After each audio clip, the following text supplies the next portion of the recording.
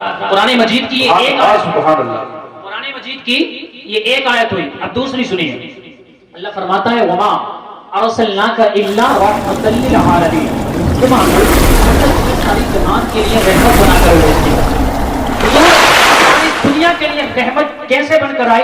آج یہ سمجھیے، اللہ رب العزت کے رسول جب اس دنیا میں نہیں آئے تھے، آپ نے اگر تاریخ کا مطالعہ کیا ہوگا تو پڑھا ہوگا، ورنہ علماء سے سنا ہوگا کہ جب مصطفیٰ پیدا نہ ہوئے تھے تو مکے کا حال کیا تھا. مکے کا حال یہ تھا، اگر کسی کے گھر میں لڑکی پیدا ہو جاتی تھی، لڑکی جنم لے لیتی تھی تو اس کو زندہ دفن کر دیا جاتا تھا. اور مکہ کے اندر اتنا ظلم و بربریت کا دور دورہ تھا، بھائی بھائی کے خون کا پیاسا ہے، باپ بیٹے کے خون کا پیاسا ہے، بس ان کو پیسہ چاہیے، چاہے جیسا ہو، کہیں سے آ جائے. نہ حلال کی تمیز ہے نہ حرام کی تمیز ہے. شراب نوشی ان کی عادت میں ایسی تھی جیسے ہم پانی پیتے ہیں، جیسے ہم دودھ پیتے ہیں، ایسے وہ شراب پیتے تھے. اور شراب کوئی ایک طرح کی نہیں ہوتی، انگور کی شراب الگ ہوتی تھی، کھجور کی شراب الگ ہوتی تھی، پھر کھجور میں بہت ساری قسمیں ہوتی ہیں، ہر قسم کی شراب ان کے گھروں میں موجود رہتی تھی، دکان سے لانے کی ضرورت نہ پڑتی تھی. ایسا ماحول تھا، اتنا گندا ماحول تھا. لیکن مصطفیٰ علیہ السلام جب اس دنیا میں تشریف لائے، قسم خدا کی آقا کریم نے فران کی چوٹی سے اعلان کر دیا، اے لوگوں،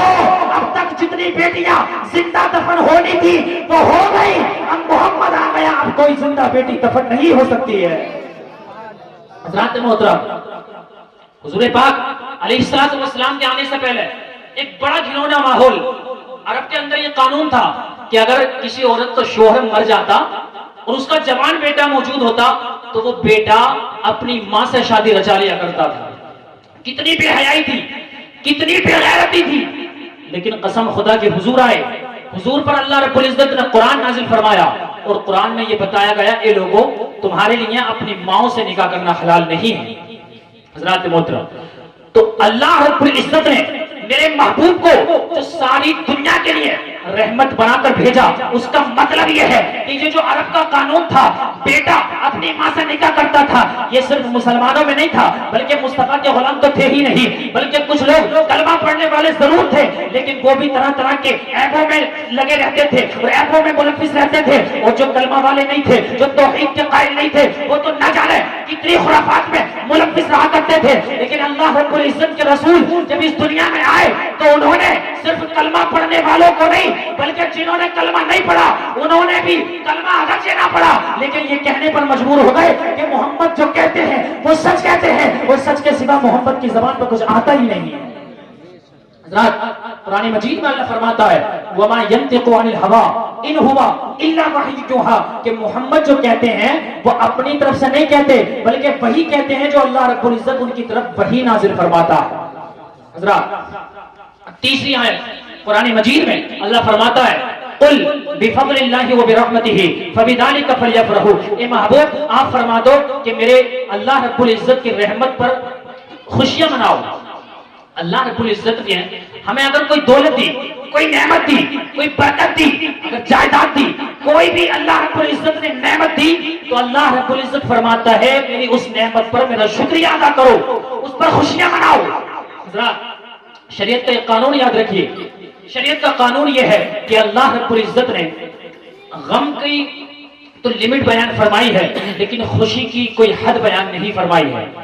غم کی حد کیا ہے؟ غم کی حد یہ ہے اگر ہمارا کوئی عزیز اس دنیا سے انتقال کر جاتا ہے تو ہمیں حکم یہ ہے کہ صرف 3 دن تک غم منا سکتے ہیں، 3 دن سے زیادہ غم منانے کی اجازت نہیں ہے. ہاں، عورت کے لیے یہ حق ہے کہ اگر اس کا شوہر اس دنیا سے چلا جائے، انتقال کر جائے، تو اپنے شوہر کے انتقال پر جب تک وہ عدت میں رہے گی 4 مہینے 10 دن تک وہ سوگ منا سکتی ہے، غم منا سکتی ہے، لیکن اس کے علاوہ 3 دن سے زیادہ کسی کے لیے غم منانا جائز نہیں ہے. یہ شریعت نے غم منانے کی لمٹ بیان کر دی. لیکن قرآن مجید میں، فرقان رشید میں، برہان رشید میں اللہ رب العزت نے کہیں بھی خوشی کی لمٹ بیان نہیں فرمائی. اللہ رب العزت نے کہیں یہ نہیں فرمایا 4 دن تک خوشی منانی ہے، 10 دن تک خوشی منانی ہے، بلکہ اللہ نے فرمایا وَأَمَّا بِنِعْمَتِ رَبِّكَ فَحَدِّثْ، کہ جب بھی تمہیں اللہ رب العزت کی کوئی نعمت ملے تو اس کا چرچا کرو، چرچا کرو، خوشیاں مناؤ.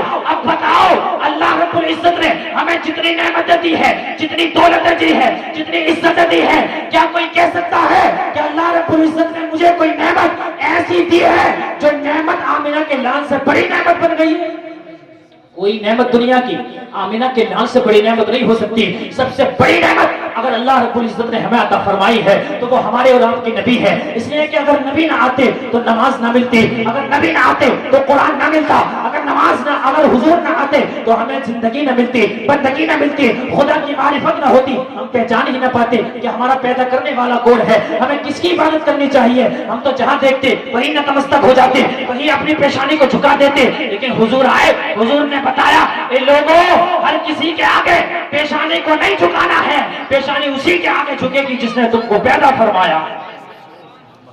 हज़रात मोहतरम, दुरूद पाक पढ़िए, अल्लाहुम्मा सल्ली व सल्लिम व बारिक अला सय्यिदना व मौलाना मुहम्मद व बारिक व सल्लिम सल्लु अलैहि सलातु व सलाम अलैका या रसूल अल्लाह।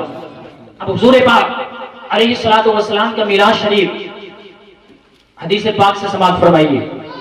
बुखारी शरीफ की हदीस है, हुजूर फरमाते हैं फलम्मा माता अबू लहब उरियहु बाज़ु अहलिही बिशद्दि हैया क़ाल लहू मादा लक़ीता क़ाल लअल्क़ा बअदकुम गैर अन्नी सुक़ीतु फ़ी हादिही बिइताक़ति ख़ुबैबा। आका फरमाते हैं कि जब अबू लहब मर गया तो उसके घर वालों ने उसको ख्वाब में देखा। अबू लहब कौन था? अबू लहब ये काफिर था, रिश्ते में तो मेरे नबी का चचा लगता था लेकिन ईमान नहीं लाया था, इसलिए इससे सारे नाते रिश्ते टूट चुके थे। रिश्ते में हुजूर का चचा लगना ये अलग बात है और मुस्तफा का कलमा ना पढ़ना ये बहुत बड़ी बात है। हज़रात मोहतरम, जब वो अबू लहब मर गया तो उसको किसी ने ख्वाब में देखा और उससे पूछा अबू लहब जरा बता तो सही, अल्लाह रब्बुल इज्जत ने तेरे साथ क्या मामला फरमाया? अल्लाह रब्बुल इज्जत ने तुझको अजाब दिया या बख्श दिया, क्या मामला फरमाया? तो अबू लहब कहने लगा कि जब मैं तुमसे जुदा होकर आया हूँ, जब से दुनिया से कब्र में पहुंचा हूँ, कसम खुदा की मुझे कोई राहत ना मिली है, मुझे कोई सुकून ना मिला है। हाँ, एक बात जरूर है, जब पीर का दिन आता है तो मुझे कलमे की उंगली से सैराब कर दिया जाता है, यानी मेरे कलमे की उंगली से पानी का फव्वारा जारी होता है और मैं उससे पीता हूँ तो मेरे अज़ाब में कमी हो जाती है। अल्लाहु अकबर कबीरा। अब पूछने वाले ने पूछा जरा ये तो बता कि आखिर कलमे की उंगली से शराब करने की वजह क्या है? तेरे अज़ाब में पीर के दिन कमी हो जाती है, इसकी वजह क्या है? तो उसने कहा बात इतनी है, जब मेरा भतीजा मोहम्मद पैदा हुआ था तो मेरी गुलाम, मेरी लोडी सुबैबा उसको उसकी मुबारकबाद देने के लिए तशरीफ लाई और उसने कहा अबू लहब तेरे भाई अब्दुल्ला के घर में एक बच्चा पैदा हुआ है, तेरा भतीजा पैदा हुआ है। मैंने जब सुना कि मेरे भाई के घर में एक बच्चे की पैदाइश हुई है तो मैंने उसकी खुशी में अपनी उस कलमे की उंगली से इशारा करके अपने उस गुलाम को, अपनी उस लोडी को आजाद कर दिया। कसम खुदा की अल्लाह रब्बुल इज्जत ने मेरे इस अमल को इतना पसंद फरमाया कि जब भी पीर का दिन आता है तो अल्लाह रब्बुल इज्जत मेरे अज़ाब में कभी फरमा देता।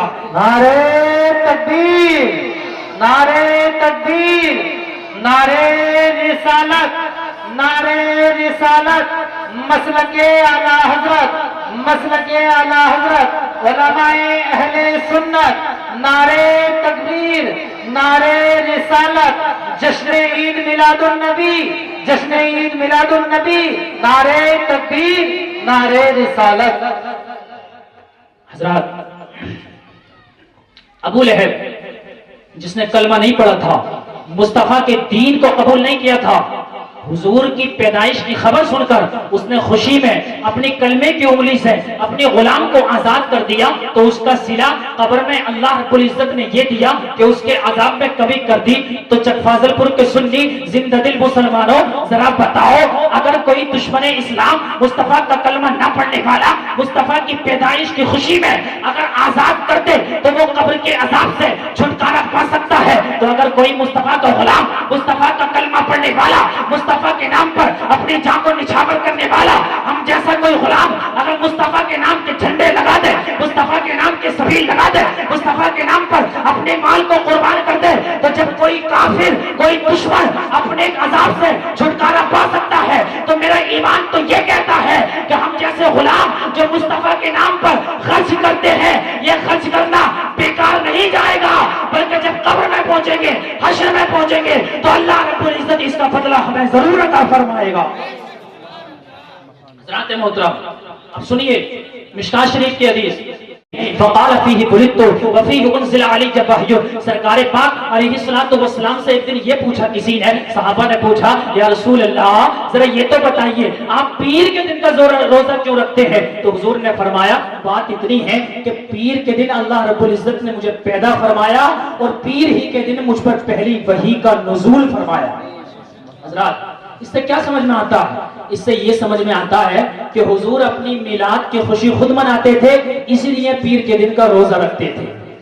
تو حضور اپنی میلاد منائیں، جشن عید میلاد النبی منائیں، تو اگر ہم غلام منائیں تو مصطفیٰ علیہ السلام کے عاشق نہ کہلائیں تو پھر کیا کہلائیں؟ حضرات محترم اب آئیے ایک اور حدیث سنیے. فقام علی المنبر فقام رسول اللہ علی المنبر فقال من انا. حضور پاک ایک مرتبہ منبر پر تشریف لائے اور کہنے لگے اے صحابہ بتاؤ میں کون ہوں؟ صحابہ کرام نے عرض کیا آپ اللہ کے رسول ہیں. حضور نے فرمایا میں محمد ہوں، عبداللہ کا بیٹا ہوں، عبد المطلب کا پوتا ہوں. اللہ رب العزت نے دو گروہ پیدا فرمائے، ایک انسانوں کا اور ایک جانوروں کا، جمادات کا، نباتات کا. تو حضور فرماتے ہیں اللہ رب العزت نے مجھے سب سے اچھے گروہ انسانوں میں پیدا فرمایا، پھر انسانوں میں دو گروہ بنائے، ایک عربی لوگوں کا ایک عجمی لوگوں کا. تو حضور فرماتے ہیں مجھے سب سے اچھے گروہ عرب کے لوگوں میں پیدا فرمایا، پھر عرب میں اللہ رب العزت نے کئی قبیلے پیدا فرمائے، مجھے سب سے اچھے قبیلے قریش میں پیدا فرمایا، پھر قریش میں کئی خاندان بنائے اور مجھ کو سب سے اچھے خاندان بنو ہاشم میں پیدا فرمایا. حضرات محترم اس حدیث پاک سے حضور کیا بتانا چاہ رہے ہیں؟ حضور بتانا یہ چاہ رہے ہیں، شارحین حدیث فرماتے ہیں اس حدیث سے حضور یہ بتانا چاہ رہے ہیں اے لوگوں میں رسول ہونے کی حیثیت سے سب سے افضل ہوں، سب سے اعلیٰ ہوں، یہ تو مانتے ہی ہو، لیکن یہ بھی جان لو کہ میں خاندان کے حساب سے، اپنے نسب کے حساب سے، اپنے حسب کے حساب سے، اپنے گھرانے کے حساب سے تم میں سب سے افضل و اعلیٰ ہوں. حضرات محترم اسی پہ نظر بریلی کی رضا امام احمد رضا کی پڑی تو بول اٹھے اور کہنے لگے سب سے اعلیٰ باولا ہمارا نبی، سب سے بالا وہ بالا ہمارا نبی. کیا خبر کتنے تارے گرے چھپ گئے پر نہ ڈوبے نہ ڈوبا ہمارا نبی. اس سب چمک والے اجروں میں چمکا کیے اندھے شیشوں میں چمکا ہمارا نبی. سارے اچھوں میں اچھا سمجھیے جسے ہے اس اچھے سے اچھا ہمارا. نعرہ تکبیر، نعرہ رسالت، نعرہ حیثیت، جشن عید میلاد النبی، سرکار کی آمد، مختار کی آمد، مکی کی آمد، مدنی کی آمد، نعرہ تکبیر. حضرت علامہ مولانا مفتی نظام منظری صاحب قبلہ نعرہ تکبیر. حضرات اب ایک میں چھوٹا سا واقعہ حضور پاک علیہ السلام کی پیدائش کے تعلق سے پیش کرتا ہوں. محبت سے بولے سبحان اللہ. حضور علیہ السلام ابھی پیدا نہیں ہوئے تھے، اس سے پہلے ہی حضور علیہ السلام کی پیدائش کی مبارک باتیں اللہ رب العزت کی جانب سے آنے لگی تھی. کیسے؟ حضور کی امی حضرت آمینہ طیبہ طاہرہ رضی اللہ تعالی عنہ فرماتی ہے، کہتی ہے جب محمد کا نور میرے لختے جگر کا نور میرے شکم میں منتقل ہوا تو میں نے دیکھا کہ کسی کہنے والے نے غیب سے آواز آئی، کہتا ہے انکی قد حملتی بسید ہذہ الامۃ ونبیھا. اے آمینہ مبارک ہو تم اس وقت کے نبیوں کی سردار کی ماں بننے والی ہو. اللہ اللہ. مسلمانوں ابھی حضور دنیا میں تشریف نہیں لائے ہیں لیکن ان کے آنے کی خبریں پہلے ہی آنے لگی ہے. میرے نبی کی امی حضرت آمینہ طیبہ طاہرہ رضی اللہ تعالی عنہ فرماتی ہے، کہتی ہیں کہ جب حضور کی ولادت کا وقت قریب آیا، میرے لختے جگر کی پیدائش کا وقت قریب آیا، میں نے کیا دیکھا کہ میرے آس پاس میں چند عورتیں موجود ہیں، دیکھنے میں بڑی حسین و جمیل ہے، قد و قامت ان کا بڑا اچھا ہے. میں دیکھنے لگی اور میں نے پوچھا اے خواتین ذرا بتاؤ تو صحیح تم کون ہو اور کس لیے میرے پاس تشریف لائی ہو؟ تو ان میں سے ایک نے کہا آمینہ پریشان ہونے کی ضرورت نہیں ہے، میں حضرت اسماعیل کی والدہ ہاجرہ ہوں. اور دوسری کہنے لگی آمینہ میں حضرت عیسیٰ علیہ السلام کی ماں مریم ہوں. اور ایک بولی میں فرعون کی بیوی آسیہ ہوں. اور یہ ہمارے ساتھ جو نورانی چہرے والی عورتیں تم کو نظر آ رہی ہے یہ دنیا کی عورت نہیں ہے بلکہ یہ جنت کی حور ہے. حضرت آمینہ پوچھتی ہے اچھا یہ تو بتاؤ یہ جنت کی حور ہے تمہارے ساتھ میرے گھر میں کیا کرنے آئی ہے،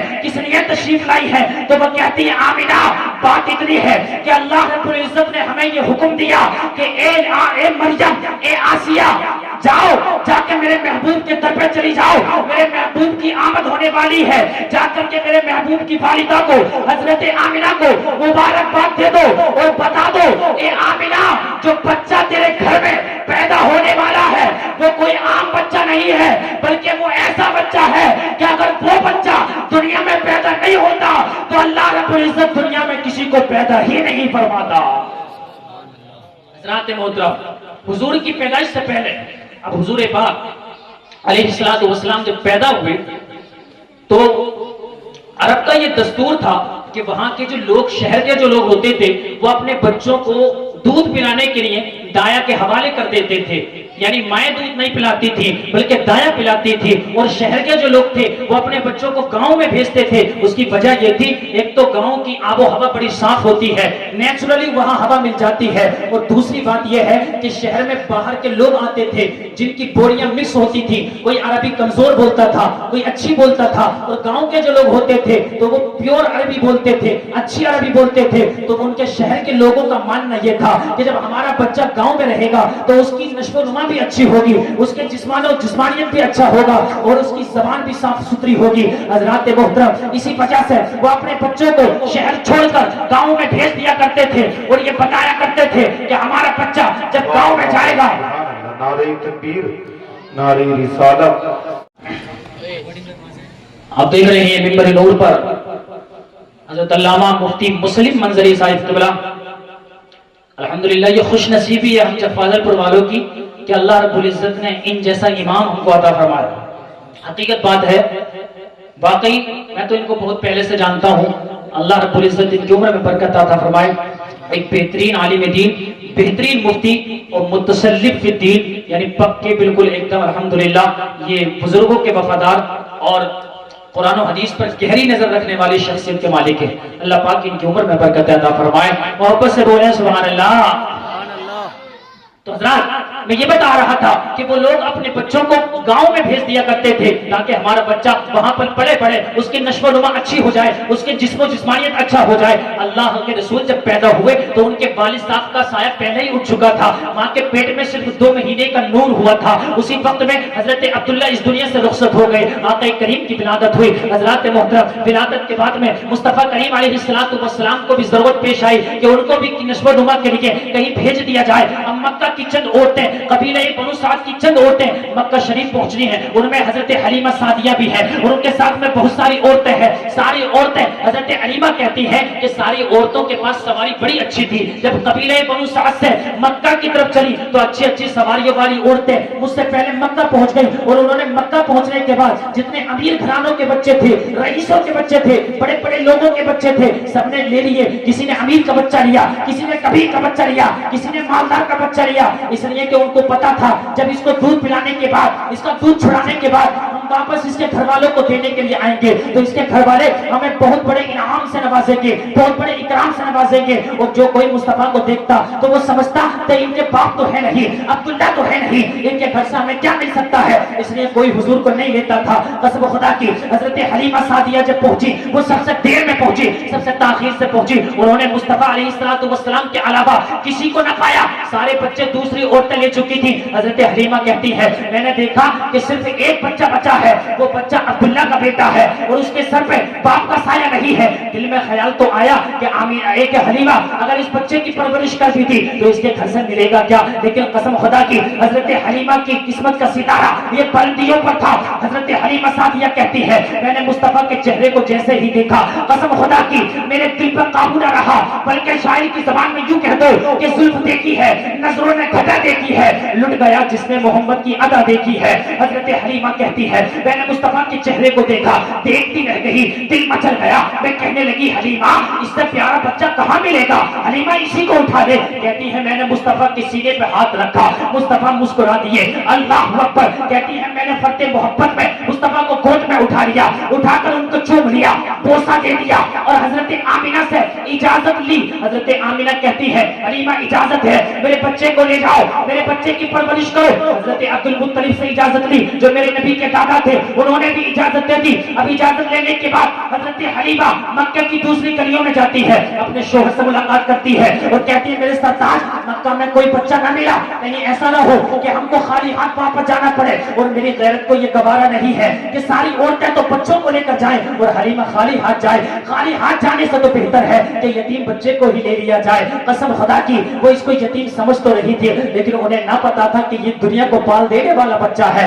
ये बड़ी बरकतों वाला बच्चा है। हजरत हलीमा सादिया ने जब मुस्तफा को उठाया, मुस्तफा को ले जाकर अपनी सवारी पर बिठाया, वो जो दराज गोश जिसको खच्चर बोलते हैं या ऊंटनी की सवारी थी, उस पर बिठाया मुस्तफा को और अब चलना शुरू हो जाती है। कसम खुदा की जैसे ही मुस्तफा को आगे बिठाया अजीबो गरीब मामला होने लगे। हजरत हलीमा की वो सवारी जो पहले चल नहीं सकती थी, गिर गिर कर चल रही थी, लटक कर वो रुक कर चल रही थी, लेकिन अब हाल ये था कि हजरत हलीमा की वो सवारी जो बड़ी कमजोर थी, बड़ी लागर थी, बड़ी नाकबा थी, जिससे पहले चला नहीं जा रहा था, लेकिन अब ऐसी चल रही है कि रुकने का नाम ना ले रही है। अल्लाह अकबर। उनके साथ वाली औरतों ने कहा, हलीमा ये तो बताओ आखिर तुमने क्या मक्का से दूसरी सवारी ले ली, क्या सवारी चेंज कर ली है? हजरत हलीमा सादिया कहती है, नहीं सवारी वही है, बस सवार बदला है। पहले हलीमा बैठी थी और अब्दुल्ला का लाल बैठा है, पहले हलीमा बैठी थी अब नबियों का सरदार बैठा है। अल्लाह अकबर कबीरा। हजरत हलीमा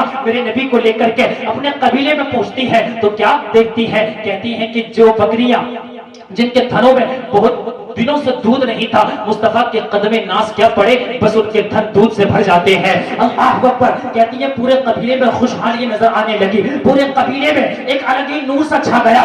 और बात यहाँ तक पहुंची कि जब हुजूर अलैहिस्सलाम हजरत हलीमा के घर में रात को आराम फरमाते थे तो उनके चेहरे से ऐसा नूर निकलता था कि देखने वाले कहते थे, हलीमा कुछ दिनों पहले तो तेरे घर में चिराग जलाने के लिए तेल नहीं था, अब इतना तेल कहां से आ गया कि सारी रात चिराग बुझाती ही नहीं है। अल्लाह अकबर। हजरत हलीमा कहती है, मैं कोई चिराग नहीं जलाती हूँ, पहले भी मेरे घर में तेल नहीं था, अब भी मेरे घर में तेल नहीं है। बात इतनी है, पहले मेरे घर में अब्दुल्ला का लाल नहीं था, अब अब्दुल्ला का लाल आ गया है। हजरत मोहतरम हजरत हलीमा के कबीले की कुछ औरतें इकट्ठी हुई, कबीले बनु साद उसका नाम है, चंद औरतें इकट्ठी हुई, रात के वक्त में हजरत हलीमा के घर आई और हजरत हलीमा को आवाज दी। हजरत हलीमा के जो शोहर थे उन्होंने कहा, हलीमा जाकर दरवाजा खोलो, ऐसा हो सकता है कोई कर्ज वाला कर्ज मांगने के लिए आया हो, मैं उसको क्या जवाब दूंगा, मेरे पास इतना पैसा नहीं है, कोई इंतजाम नहीं है, मैं कैसे उसके कर्ज का पैसा चुकाऊंगा, जाकर के देखो तो सही कौन आया है। हजरत हलीमा सादिया जब दरवाजा खोलती है तो क्या देखती है कि सामने कबीले बनु साद की चंद औरतें खड़ी हैं और कहती हैं, हलीमा तुम तो कह रही थी कि मैं कोई चिराग नहीं जलाती हूँ, लेकिन तुम्हारे घर में तो चिराग जल रहा है, आज हम तुम्हें रंगे हाथों पकड़ेंगे। हजरत हलीमा कहती है, कैसी बात कर रही हो, मेरे घर में ना तो पहले कोई चिराग जलता था ना अब कोई चिराग जलता है। उन्होंने कहा, हलीमा बिल्कुल ऊपर झूठ बोल रही हो, सामने से रोशनी निकल रही है, रोशनदान से रोशनी छन छन कर निकल रही है और तुम कह रही हो चिराग नहीं जल रहा है। हलीमा कहती है, सच मानो, मेरी बात पर यकीन तो करो, मेरे घर में कोई चिराग नहीं है। आखिरकार उन्होंने कहा, नहीं हलीमा या तो हमें दिखा दो तब हम आपकी बात मानेंगे। हजरत हलीमा कहती है, अच्छा चलो ऐसा करो, तुम में से कोई एक औरत मेरे घर के अंदर आ जाए और आकर के देख ले कि चिराग कहाँ जल रहा है। अल्लाह अकबर। अब उनमें से एक औरत मुस्तफा अलैहिस्सलाम के पास आती है, सारे घर में तलाश किया, सब ताकों में तलाश किया, सारी दीवारों पर तलाश किया, लेकिन कहीं भी चिराग का नामो निशान नहीं था। इसलिए कि चिराग हो तब मिले, लेकिन चिराग है ही नहीं तो मिलेगा कहां से। हजरत हलीमा ने सारे घर में उसको घुमा दिया, सारे कमरों में उसको घुमा दिया, सारी ताकों को चेक करवा दिया, सारी दीवारों को दिखा दिया, लेकिन कहीं भी चिराग नहीं मिल रहा है। आखिर वो कहने लगी, हलीमा बताओ तो आखिर वजह क्या है, चिराग तो नहीं मिल रहा, लेकिन ये रोशनी कहां से आ रही है, ये नूर कहां से आ रहा है। अल्लाह अकबर। हजरत हलीमा उस औरत का हाथ पकड़कर एक कमरे में ले जाती है, वो कमरे में ले जाने के बाद उस कमरे में ले गई जहां मोहम्मद रसूलुल्लाह सो रहे थे, जहां हमारे और आपके नबी सो रहे थे। अभी बचपन का आलम है, चेहरे पर चादर पड़ी है। हजरत हलीमा ने चेहरे से जब चादर हटाई, अल्लाह अकबर, फिर क्या था, न चांद जैसा है, न आफताब के जैसा, नबी का चेहरा है उम्मुल किताब के जैसा, तमाम आलम इनका से लौट आई नजर, मिला ना कोई रिसालत में आपके जैसा। अल्लाह अकबर। मुस्तफा के चेहरे को जब उस औरत ने देखा तो कहने लगी, हलीमा ये तो बताओ इतना प्यारा बच्चा लाई कहां से हो। तो वो कहती है, हजरत हलीमा कहती है, जिस बच्चे को छोड़कर मक्का में तुम आई थी उसी को लेकर हलीमा चली आई है। कसम खुदा की, दुनिया ये कहती है कि हजरत हलीमा ने मुस्तफा को ले लिया, लेकिन आशिक ये कहते हैं कि मुस्तफा ने हजरत हलीमा को गोद ले लिया।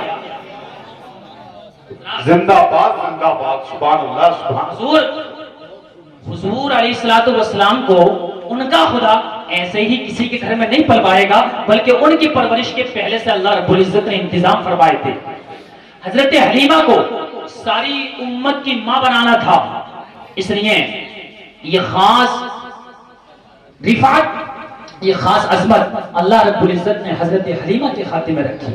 हजरत मोहतरम हजरत हलीमा रज़ी अल्लाह ताला अन्हा कहती हैं, जब से हुजूर आए बस बरकत ही बरकतें हैं, पूरा खानदान कबीले बनु साद मुअत्तर हो गया। जिधर देखो खुशबू ही खुशबू फूटती है, इत्र लगाने की जरूरत नहीं है, चंपा और चमेली की जरूरत नहीं है। जिधर देखो मुस्तफा अलैहिस्सलाम का जिक्र जबील है। कहती हैं मुस्तफा अलैहिस्सलाम के आने के बाद मेरे घर में जो बरकतें आई उसको देख करके मेरे कबीले के सारे लोग मुस्तफा अलैहिस्सलाम के इज्जत के कायल हो गए, उनकी अजमत के कायल हो गए, और वो सच्चे दिल से उनसे मोहब्बत करने लगे। और मोहब्बत का आलम यहाँ तक पहुंचा कि अगर कबीले बनु साद में कोई बीमार हो जाता था तो हजरत हलीमा कहती है उस बीमार को मेरे घर लाया जाता था और एक बर्तन में पानी लिया जाता, उस पानी में मुस्तफा का या तो लोहा पे तेल डाला जाता या दस्ते मुबारक डाला जाता, या उस बीमार के जिस्म पर मुस्तफा का हाथ फिरा दिया जाता, दस्ते मुकद्दस को फिरा दिया जाता। बस इधर मुस्तफा का हाथ लगना था, उधर अल्लाह रब्बुल इज्जत उस बीमार को शिफा अता फरमा देता। अल्लाह रब्बुल इज्जत ने बेशुमार बरकतें अता फरमाई, बेशुमार इज्जतें अता फरमाई, लेकिन इतनी बात कंफर्म है कि हमें जितनी भी इज्जतें मिली हैं सब हुजूर के कदमों के सदक़े में मिली हैं। जिसका जितना गहरा ताल्लुक मदीने वाले मुस्तफा से होगा वो दुनिया में भी इतना कामयाब है और आखिरत में भी इतना कामयाब है। दुनिया में सारे रिश्ते टूट जाते हैं, बस ये सांसों की डोरी टूटी, बाप कब्र के बाहर रह जाएगा, भाई कब्र के बाहर रह जाएगा, माँ घर के अंदर रोती रह जाएगी। अगर कब्र में कोई साथ जाएगा तो मुस्तफा अलैहिस्सलाम जाएंगे, अगर हश्र में कोई काम आएगा तो आमिना का लाल काम आएगा। इसलिए एक हदीस पाक पढ़ के मैं अपनी गुफ्तगू खत्म करता हूँ। हुजूर फरमाते हैं ला युमिनु अहदुकुम हत्ता अकूना अहब्बा इलैहि मिन वालिदिही व वलदिही वन नासि अजमईन औ कमा क़ाल रसूलुल्लाह। हुजूर फरमाते हैं कि तुम में से जब तक कोई इंसान अपने माँ बाप से ज्यादा, अपनी औलाद से ज्यादा, अपने बच्चों से ज्यादा, दुनिया के सारे रिश्तों से ज्यादा मुझ मोहम्मद से प्यार ना करेगा वो मुसलमान हो ही नहीं सकता। मोहतरम, तो इसलिए हमारा जो कुछ भी है बस हुजूर के नाम पर है, हुजूर के टुकड़ों पे हम पल रहे हैं। इमाम अहले सुन्नत आला हजरत फाज़िल बरेलवी फरमाते हैं ए इश्क तेरे सदके जलने से छुटे सस्ते, जो आग बुझा देगी वो आग लगाई है, जो इश्क की आग जहन्नम की आग को बुझा देगी वो इश्क की आग हमने अपने सीनों में लगाए रखी है। उन्हें जाना, उन्हें माना, न रखा गैर से काम, लिल्लाहिल हम्द में दुनिया से मुसलमान गया। हजरत मेहमान काफी हैं, उनकी तकरीर सुननी है, हमारी तो कभी भी सुन लोगे। अल्लाह पाक की बारगाह में दुआ है मैंने जो कुछ बोला, आपने जो कुछ सुना, अल्लाह पाक अगर इसमें कोई गलती हुई अल्लाह पाक माफ फरमाए, हमें सही बोलने और आपको सही सुनने की तौफीक अता फरमाए। एक मर्तबा मिलकर इस्तिग़फ़ार कर लीजिए, पढ़िए अस्तग़फ़िरुल्लाह रब्बी मिन कुल्ली ज़ंबिन व अतूबु इलैहि ला इलाहा इल्लल्लाह मुहम्मदुर रसूलुल्लाह व मा अलैना इल्लल बलाग। अस्सलामु अलैकुम व रहमतुल्लाहि व बरकातुहू।